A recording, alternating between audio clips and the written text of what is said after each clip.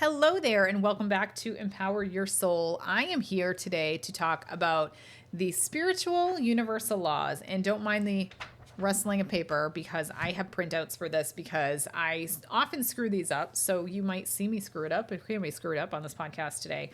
But essentially, my guides at the very beginning of my spiritual journeys told me to know these universal laws so well that I could play jump rope with them. And I never really understood it. And then I read Deepak Chopra's, I think it's the 7 Spiritual Laws of Success book. And I've actually read that a few times now. And I read it and read it and read it. And I'm like, I don't understand. Why am I reading this? Why do I have to know these laws? And it's because knowing these laws helps explain a lot of the funks that we get in this world. Okay. Like more specifically, I couldn't find a teacher to teach me any of this stuff. So I had to teach it myself, but it really helped me. Knowing these laws really helps me put things into perspective and learn things and explain things. And essentially, like I always say it to my kids, like, you need to learn the rules of the game so that you can learn how to break the rules in a way that is beneficial to you. So I'm not going to say it's manipulation necessarily, but you need to know the universal laws so that you know how and when to break them to your benefit. And that's what I'm here to teach all of you today.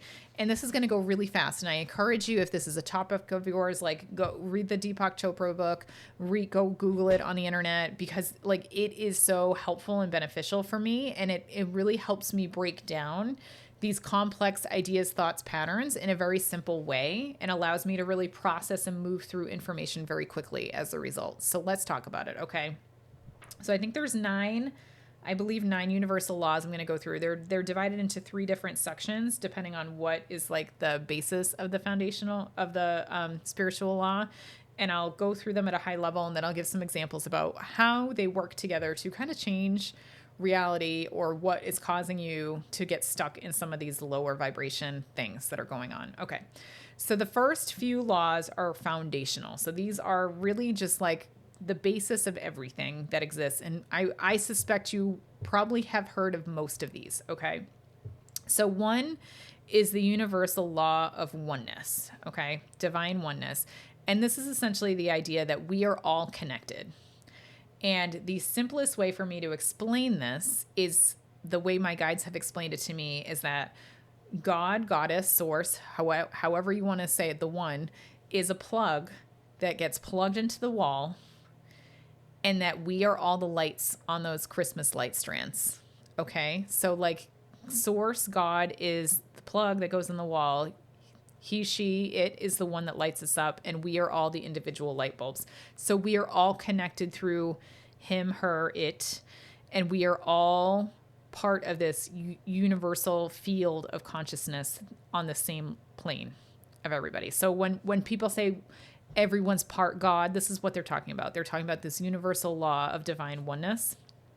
And it just means that this is why I'm reading from my notes here. This is why, like in quantum physics, there's this principle of entanglement, and it's just because we are all freaking connected, right? So that's the universal law of oneness there. When I move into the second one, the law of vibration, hopefully my mouth will stop saying false words. The law of vibration here.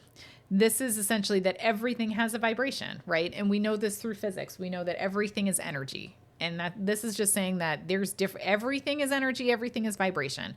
The vibrational level at which things are going to be different because you have high vibe, spirit, love, joy, right? And you have low vibe, fear, grief, etc. So vibrations can vary, but everything has an energetic vibration. So that is the law of vibration there.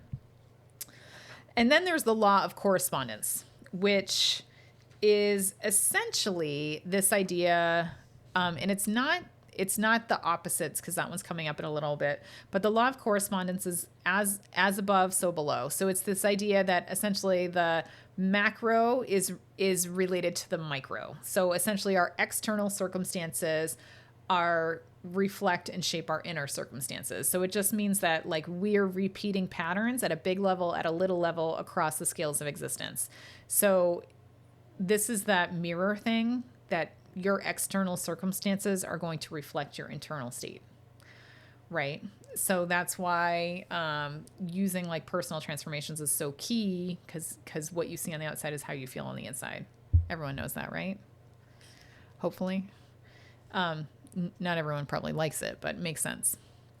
So the second section of these laws is all about personal growth. Okay.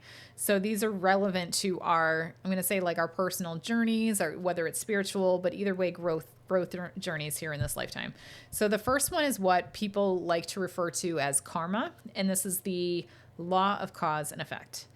And this is essentially that any action we take now will impact us in the future. And I know when we talk about karma, it tends to be very negative, because I think a lot of people do associate karma with negative things we have to overcome, or like punishments from past things that we've done in past lives, etc. But really what this law of cause and effect is that the decisions we make today impact what's going to happen in the future. And it's the same, that the decisions we made in the past impact who we are today. So it can, it's not a death sentence. It just means that what you do today is going to impact the future. So choose positive today, so that hopefully the future will be also positive. So that's all that means, is the law of cause and effect here. But you can see why people call it karma, because they think we did something negative in a past life and now it's impacting us here. It's fun, right? It's fun. The second in the personal growth is the law of attraction. And again, made famous by The Secret, the movie and the book, which one of my friends absolutely swears by. And it just means that essentially the vibration that you're at is going to attract similar vibrations on the outside, right? So your vibrational thoughts, emotions, etc., are going to attract the same vibrational level external to you. Thoughts, vibration, emotions, right? And this is why we end up nope, I'm not going to go there yet. Spirit's laughing at me in my head. So this is why you need to put out the energy that you want to be in the world, because when you put out the energy that you want to be, you're going to attract what you want to be, right? So you are essentially just going to attract the vibration that you are, or the vibration that you're trying to put out into the world.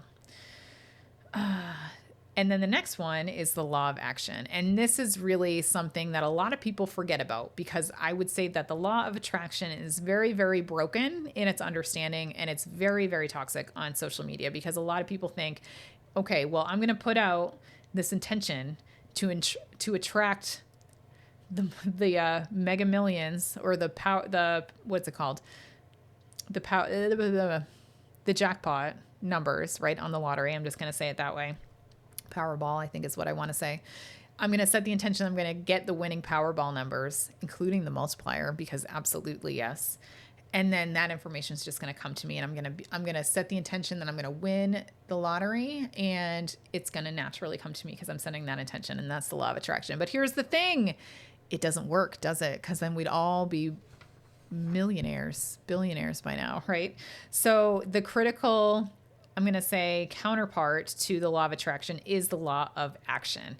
And you can't just set the intention of setting the vibration out there and setting, I'm going to set my vibration at this level and I'm going to naturally attract everything that happens to me, because it takes work, right? And that's what the law of action is. It's saying that thoughts and intentions aren't enough. You actually have to take steps to manifest what you desire. And because we're in the physical world, we need to take physical steps to achieve what we want in this life. So that really honors kind of the fact that we have things we need to do here. You can't just think positive thoughts. You have to do positive actions to go with it as well. And then the last one in this personal growth section is called the law, this is a mouthful, of perpetual transmutation of energy. And that just means that energy is constantly flowing and changing form. So we all know energy can't be destroyed. It just kind of changes form. So this is the idea that even if you're at a certain vibrational level, you can change what that vibrational level is. Things are transformable. They're transmutable, right? You can change the energy that you have, whether it's short term or long term. Short term, you can go to a healer that's going to help you clear out your chakras, raise your vibrational level, and you walk out, clicking your heels together, feeling amazing. But then it kind of goes down after a little while, doesn't it? Right? And the same can happen when you're in a group, when you go to, I don't know, like a circle of mediums or something like that, and you feel amazing in that space, and you're like, I read so well when I'm with that other group, with this group of mediums. And when I'm in my practice circles, I'm amazing. But when I leave it, I don't even know where spirit is, because when you're in that space, your vibration matches the vibration of the group and you're really, really high vibe. But then when you leave, your vibration lowers, right? Interesting, right?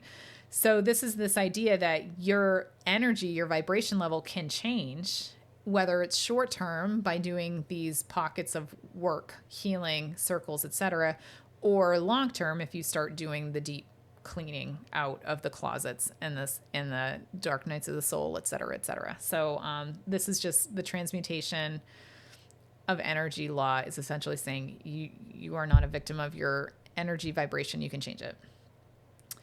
And then as we get to the last group of laws here, these are the laws of universal balance and how it operates in our spiritual journey. So there is the law of polarity, which is what I was saying it wasn't before, but the law of polarity is that everything has an opposite: hot, cold, light, dark, love, fear, right? And this teaches us that opposites are just different angles of the same thing, and it's just opposite ends of the spectrum, right? It helps us really think about and transcend this black and white binary thinking, and helps you find balance in everything. So it really helps remind us like there's a solution in every opportunity. So if you feel fear, move towards love to balance that energy, right? If you feel lack, focus on abundance, and that's going to bring you back to the center. So it's just like take whatever energy you're stuck in, go to the opposite end of the spectrum, and it's going to help balance that.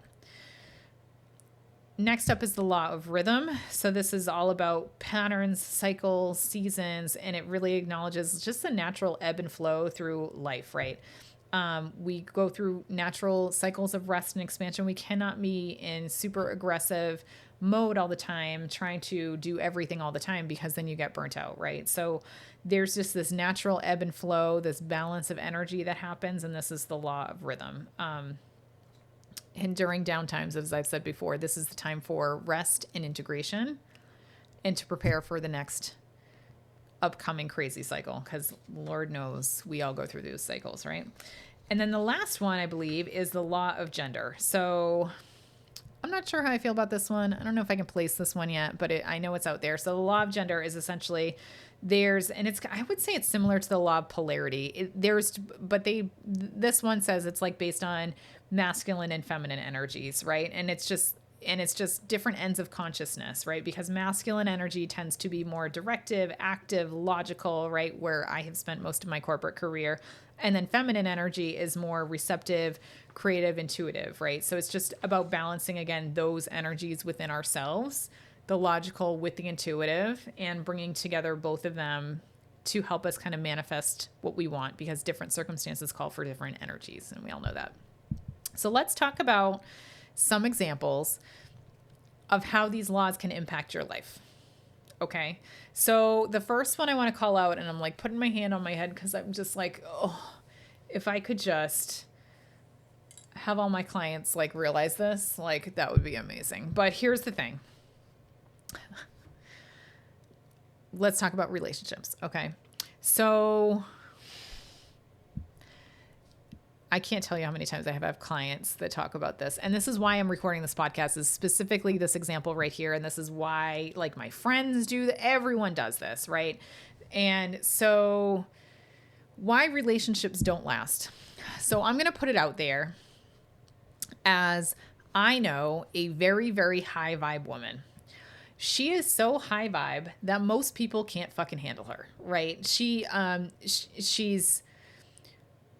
knows exactly who she is. She knows her strengths. She knows her flaws, and she knows exactly who she is, right? And because she's so intelligent, and because she's so strong-willed, and I'm going to say she's got a really, really good mix of that masculine and feminine energy in her, and everything is like, if you can imagine a stereo, like everything is amplified to the max. That's the personality of this woman.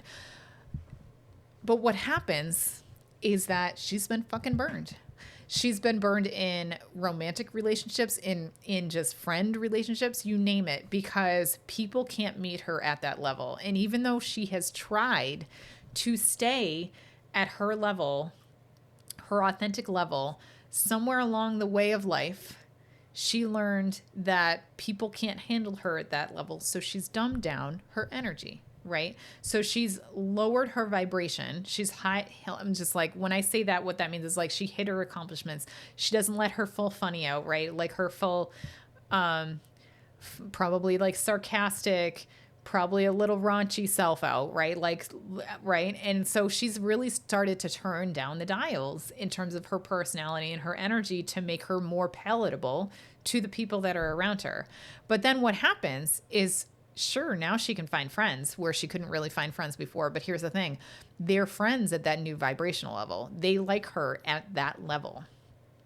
And so when you think about the law of vibration and attraction, when she lowers that vibration, because she can do that, right? Now she's attracting the lower vibe people in her life. And she's attracting people essentially the dumbed down version of herself, right? And so when you vibrate at that lower frequency, you're attracting people at that lower vibration frequency, and she can't fucking stand them, right? They are not an energetic match to her. They're an energetic match to the masked version of herself, right? And this can be true for personal relationships. This can be true for romantic relationships. And like when you start putting that mask on to make you more palatable for people, you are attracting people at that masked level. And that is not at your authentic level.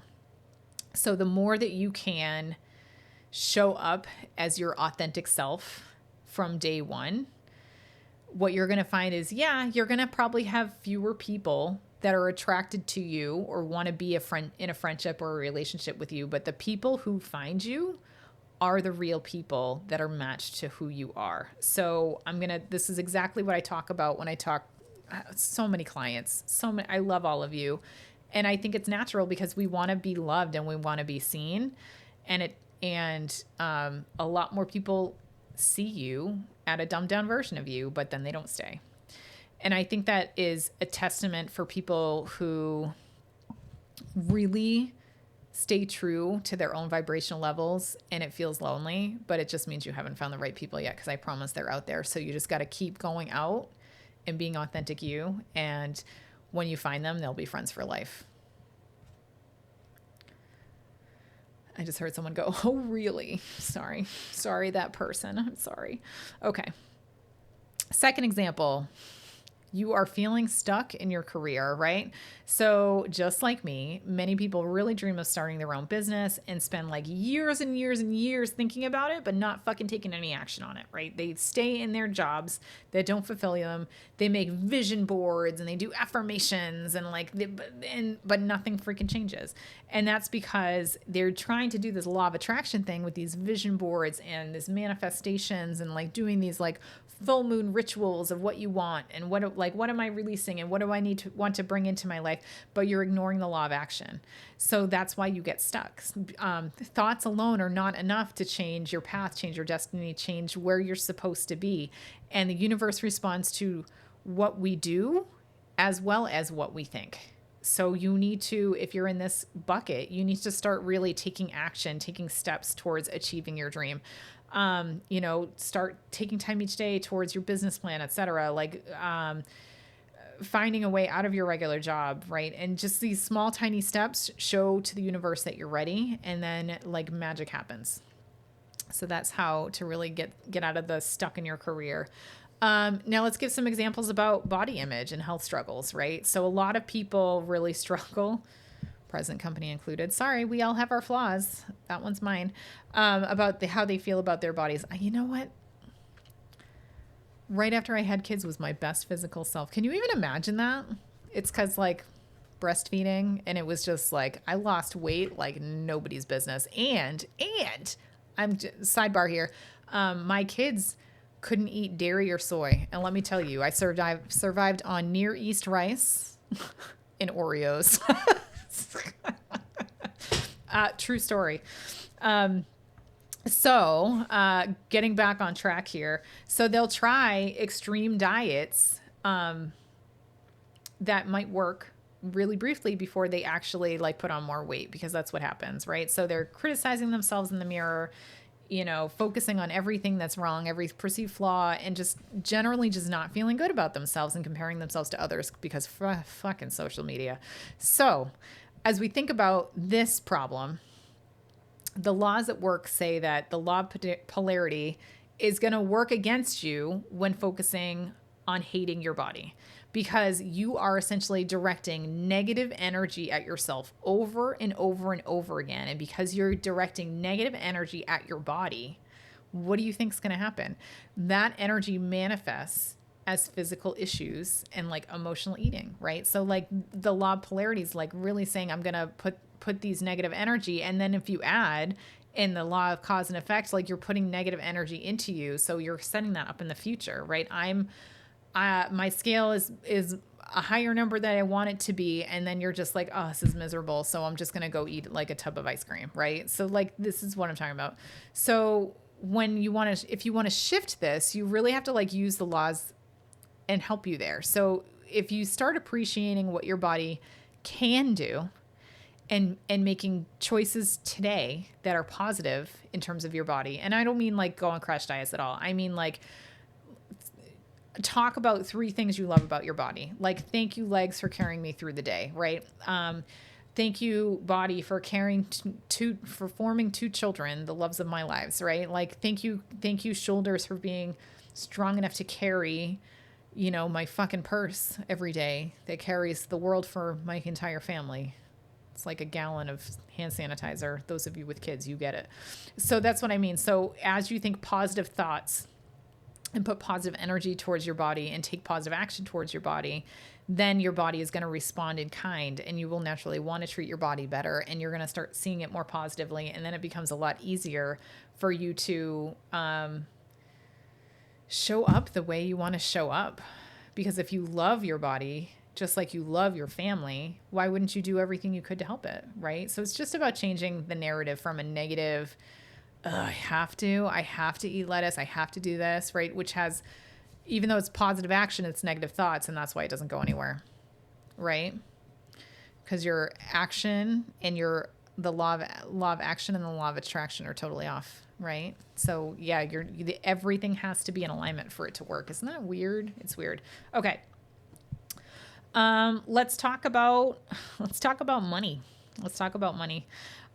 Because some people work so hard in their careers, but they might always struggle financially. And I think there's a lot to this. So this is definitely oversimplified here, but you know, you might push, hustle, work really hard, right? And yet money is remaining tight. And you might get into a space where you actually don't like accepting financial help from people. You don't like taking money from other people or help or receiving from other people. And so this is all about the law of gender, right? Because you want this masculine, money feels really masculine, doesn't it? Like it feels like it's quantifiable. You can touch it, you can feel it, right? It takes action. And this is what we've been taught as society. So I think it's bigger than what we're talking about here, but we've been taught as society that we need to be productive, and that money is like the direct result of being productive. And I know that's not always true, but it requires action and pushing to work hard to achieve that money. And that's all masculine energy.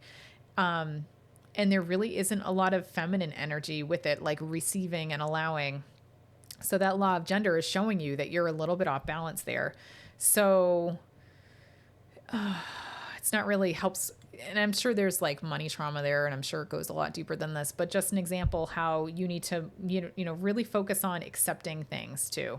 You need to not only push really hard, but you need to accept, and you need to, for example, I'm going to see if my team can give me a really good example with this one.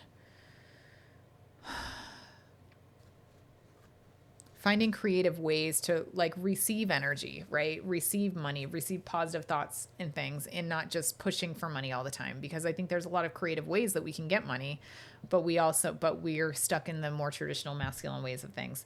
So, saying yes, accepting things, accepting receiving in terms of money, in terms of compliments, in terms of anything is really going to set you up for success. And also, like celebrating when the universe gives you money, right?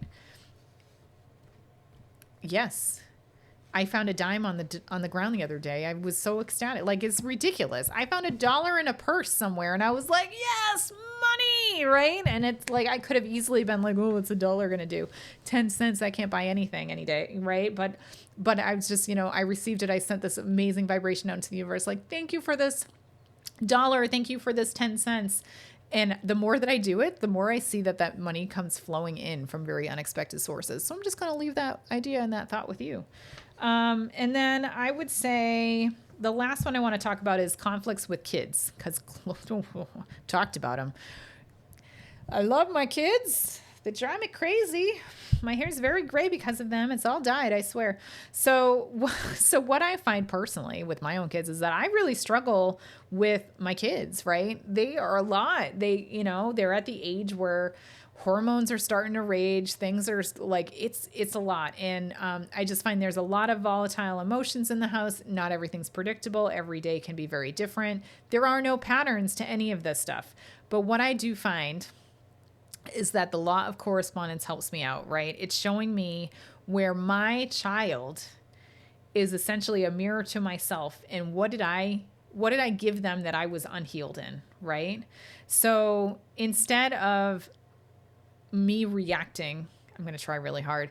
I try to do this. I'm not very good at it yet. But instead of me reacting to my son who was bouncing off the wall last night, just bouncing off the wall, talking nonstop. Like I had to tell him, could you just stop talking for 10 seconds so I could get my brain straight? Instead of reacting, I can pause and say, what is he doing that triggers in me? What is he doing externally that is causing me to feel frustrated, upset, reactionary, because he is a mirror to me, right? And instead of realizing that it's not him that needs to quiet down and bring his energy level down, it's me saying, why does his higher energy level trigger me? Why does his constant talking trigger me? And like personally, I need quiet to think. I need quiet to piece and puzzle things together. And I know this about myself, right? And I probably waited till the end of the day, and I was trying to get some things done while he's trying to talk to me, and I'm multitasking, and now I'm frustrated because I'm half doing my work, half doing the mom job, and it doesn't feel good. So that's the mirror that I'm talking about with the law of correspondences. It's like, hang on, pause. What's going on? Why am I getting frustrating? And going back through current activities, thought processes, concerns, and being like, okay, it's that. What am I going to do about that? So that's that law of correspondence, and really helping me really use him as a mirror to see reflections on what do I need to work on? Because Lord knows I have a lot I need to work on. So that's kind of how these laws operate. Again, these were very, very high level, probably not the best examples, but examples on how you can use these laws to really think about and live your life a little bit differently, because they just help guide you. And I like this is my therapy. When I have problems, I go to these laws and I'm like, tell me more about this. And I just pause and I'm like, okay, so if I feel like in my business, I'm pushing, right? Is my alignment in place? Did I put the right effort in place? Am I thinking about the right vibration? So I always take a look, and I use these laws to really analyze, is everything truly in alignment for success? Am I using all masculine energy, or do I need to use a balance, right? So I'm always using these laws to gut check myself in how am I doing? Where am I going? What hurdles am I running into, and what needs to change to be more in alignment? So there are your universal laws of success, everybody. If you found this episode helpful, I would love to hear about it. If you thought this was a load of malarkey, I'd also love to hear about it. Let me know. But I hope that this was helpful in you really thinking differently about the universe and how it shows up for you, and how you can show up to have the universe support you even more than it already does today. Sending you all the love. Take care, everybody.